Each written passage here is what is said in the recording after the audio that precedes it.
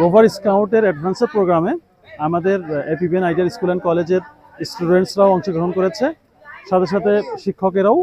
তো আমরা ধুমনিঘাট আজকে ঝর্ণা দেখতে এসেছিলাম এবং আলহামদুলিল্লাহ আমরা পৌঁছাতে পেরেছি আমাদের সাফল্যের কাঙ্ক্ষিত লক্ষ্যে।